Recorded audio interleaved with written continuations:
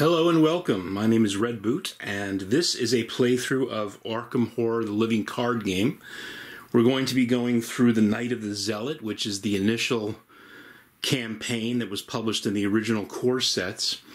It's been a while since I put out a video, and I was kind of waiting for my next project, which is going to be Mark Simonich's Hannibal and Hamilcar by Phalanx Games, but I've been waiting for a long time for it. It's out on Kickstarter, but I didn't kickstart it, and I'm waiting for the retail version to come out, and have pre-ordered it, but it hasn't come yet. So I thought, well, let me do something different. This is Arkham Horror, the living card game, is absolutely one of my favorite games.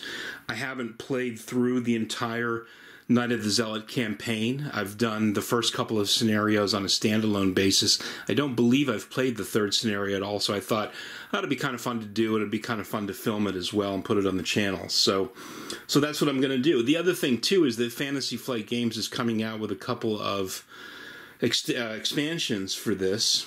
One is The Forgotten Age, which I think is already out. It just came out recently, and it's the next big box expansion, and will be followed by probably 6 or 7 one-pack expansions. It's the third, I believe, of the big box expansions for this game.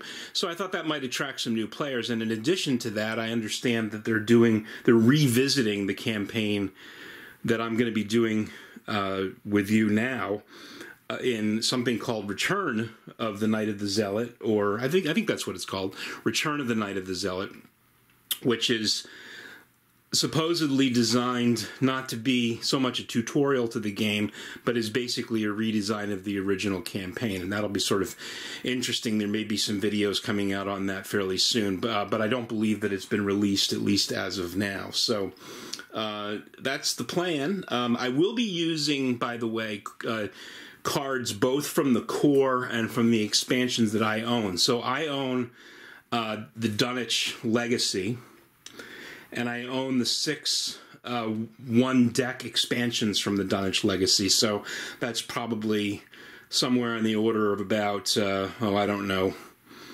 another few dozen cards, at least player cards, that I have beyond the core set, and I am going to be using those. I'm not just going to be using the core set cards. So if you only have the core sets, if you're new to the game, if you have 1 or 2 core sets, you may see some cards in here that are unfamiliar, and that's okay. They still play the same, and you'll still have an opportunity to follow along and learn the game as we go.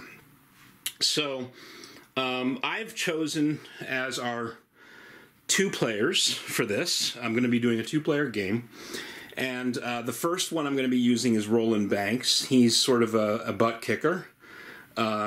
Uses a lot of weapons. He's a guardian in the class of the game, and I'm going to use him basically to protect the other player and fight monsters. That's sort of the plan, but I do have some clue gathering cards in his deck that might come in helpful and handy at some point. So that's Roland. And then in addition to that, I'm going to use the journalist, the reporter, Rex Murphy, and he's going to be more, he's a seeker, and he's going to be more along the lines of somebody who's going to be investigating for clues. So hopefully those two will synergize together. Now Rex Murphy is 3 willpower, 4 intellect rather, which is necessary for picking up clues. He's only a 2 fight, and he's a 3 evade, so he's not much in the way of a fighter. His special ability is, after you succeed at a skill test by 2 or more while investigating, discover 1 clue at your location. He also has the ability to refuse a successful test if he gets the Elder Sign, and draw 3 cards instead, which I've actually never done with him, but might be an interesting ability if the test that you're trying to fulfill is not critically important. So that's Rex, and going back to Roland here, Roland is a guardian. and his ability is similar. After you defeat an enemy, discover one clue at your location. So rather than a successful investigation, the discovery of a clue is triggered by the defeat of an enemy, which makes sense for a Guardian. He is a 3 willpower and a 3 intelligence, a 4 fight, and a 2 evade. So that 4 fight is really what we're using him for as a protector of Rex, as Rex sort of dominates the investigation scene. So those are the 2 players we're going to use. Now, one thing I am going to do, I'm going to run through decks real quick. I'm not going to do a long intro or anything like that. I am going to read the flavor text towards the end of this and throughout the scenario, because I think it just gives a better feel for what we're doing. And but I'm going to actually run through the decks briefly. I'm not going to go through every card. I'm just going to basically go through categories of cards. I think it's a little bit more interesting. I think you'll get a little bit better feel for what to expect. And if you, again, have only the core cards, then you'll see some of the cards that we're going to use that are from the Dunwich Legacy. If you are not interested in the deck building aspects of this and what I've done to build the decks, then you can really probably skip the rest of this video and move right into the gameplay video, which is right after this one on the playlist. So let's get to the decks. Okay, so we're going to start out with Roland's deck, and his deck is really going to be dominated, not surprisingly, by fighting cards. So these are the fighting guard cards that I've chosen. All of them are Guardian cards. As you can see, although Roland is not required to have only Guardian cards in his deck, and in fact I do have a few other cards that are not Guardian cards coming up in a few minutes, but and you'll see that for most of these I have 2 copies. So I have 2 copies of Vicious Blow, which is basically a card that enhances damage. I have 2 weapons, the 45 automatic and the machete, and 2 copies of both of those. And then I have Physical Training, 2 copies of that, which I get extra willpower or extra fight for at the expense of 1 resource. And then as an ally, I have 2 copies of Beat Comp. I also have 1 copy of Guard Dog, which is another ally card, really just in case Beat Comp doesn't come up, because I'm going to be more interested in using Beat Comp. But if Beat Comp doesn't come up, Guard Dog is very useful because it enables you to deal 1 damage to the attacking enemy for every damage that's put onto the Guard Dog. He's a retaliatory beast. And finally, I included Dynamite Blast because there's, I don't want to spoil anything for those of you who have not experienced this campaign before, but there is a boss or 2 in this campaign that could probably deal with some nasty dynamite if we ever get a chance to do that. So I did include Dynamite Blast as well. So those are the fighting cards for Roland Banks. All right, next up for Roland, since I assume he's going to be taking a fair amount of damage during the campaign, and I don't want him to take physical trauma, that is carryover damage from scenario to scenario, I've included a few healing cards. So if it bleeds, which allows you to heal horror, and that can come in very useful because Roland only has 5 horror, and so can get himself into trouble over the course of a campaign. Also, I have emergency aid and first aid, which are cards that enable you to heal damage. So those are Roland's healing cards. Now, just a couple of miscellaneous cards for Roland. I have Dodge, which enables you to cancel an attack, just in case Roland gets into trouble, particularly with some of those bosses. And then, if you defeated an enemy at your location, discover a clue at your location, which, now that I think of it, is not really appropriate for Roland because he already has that as a base ability. So I'll probably get rid of that card and put in something else, and I'll get to that before we start play, just thinking about it now. All right, I've chosen 5 cards from the neutral deck for Roland, of which 2 overpower, give me extra punch in trying to defeat a monster. Unexpected Courage is a good catch-all card, 2 wild card wild card icons to lend to any attack. Perception, which will give him the opportunity to pick up a clue from time to time. Guts, just in case he comes into a willpower attack. And then I like to have an emergency cash, just in case we need to purchase an expensive card, like a beat cop or something like that. And especially towards the middle part of the game, where you may have expended your resources in order to buy a couple of weapons, and then all of a sudden beat cop comes up and you've got to wait for 3 rounds. Emergency cash, if you're lucky enough to draw it early, can come in pretty handy. Okay, I've included some seeker cards in Roland's deck. Working a hunch allows you to discover clues, which is not Roland's strong point, and I think something that could be useful just to get an extra clue here or there. And similarly, Art Student is another ally that enables you, when you put her into play, to discover a clue at your location. Roland's not very good at investigating for clues, and so I've included these to give him the ability from time to time to pick up a clue if Rex is not available. And a clue needs to be picked up, particularly at a location with a high shroud value. Finally, I just picked out Preposterous Sketches, which allows, as a card draw card, if there is a clue on your location, and that's the card that I'm using to substitute for the evidence card that I decided to take out a little while ago. So those are my seeker cards, which Roland is allowed to have in his deck at lower levels. Okay, and finally we have the special cards, I'll call them. His basic weakness is going to be Psychosis.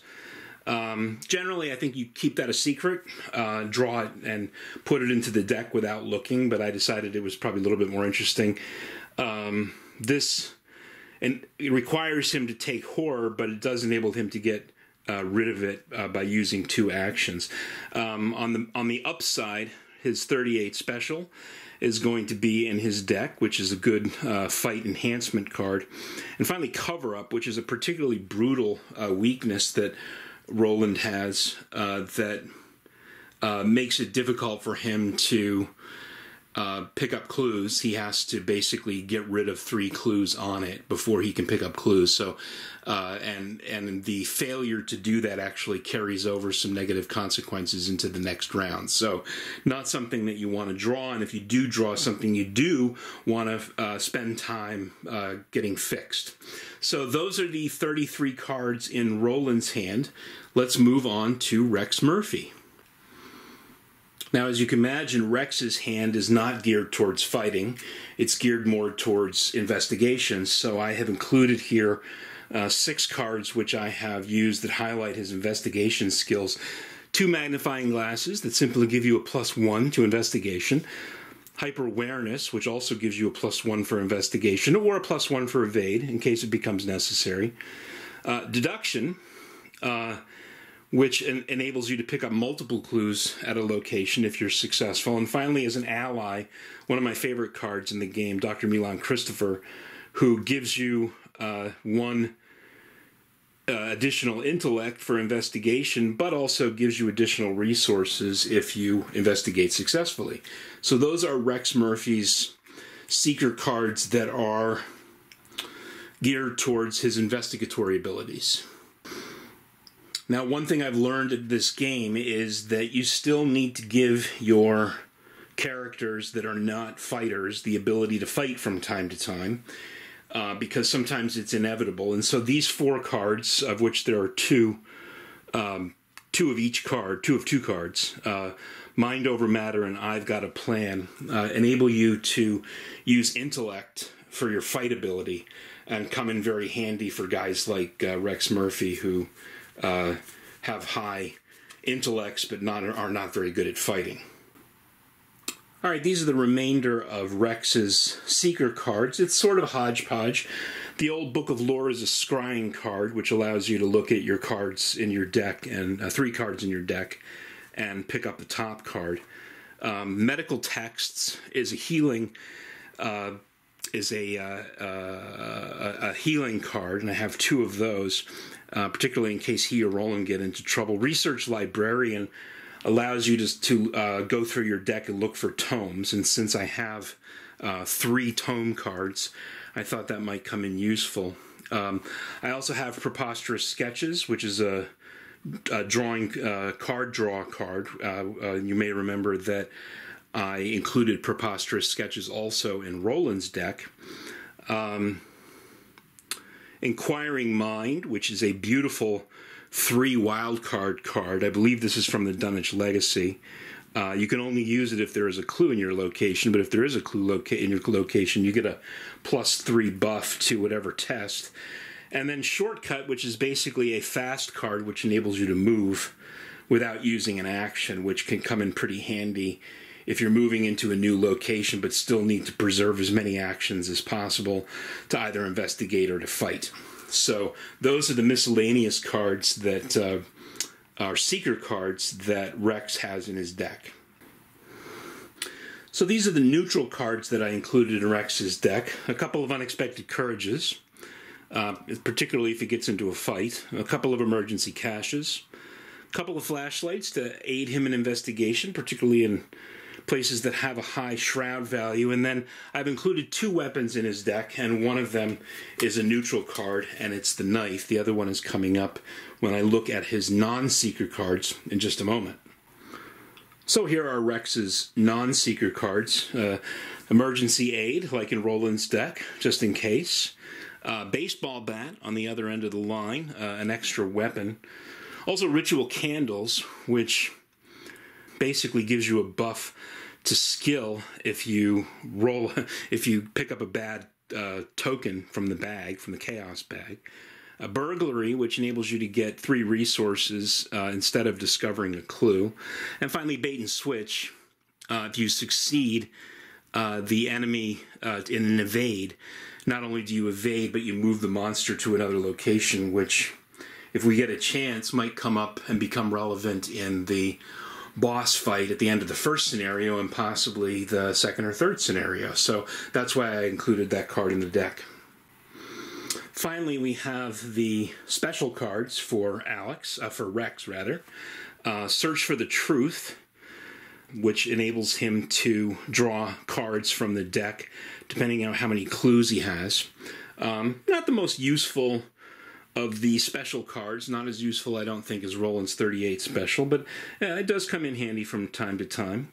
As a basic weakness, I picked up Amnesia, which basically requires you to discard all but 1 card from your hand if you pick it up, and that can be pretty devastating.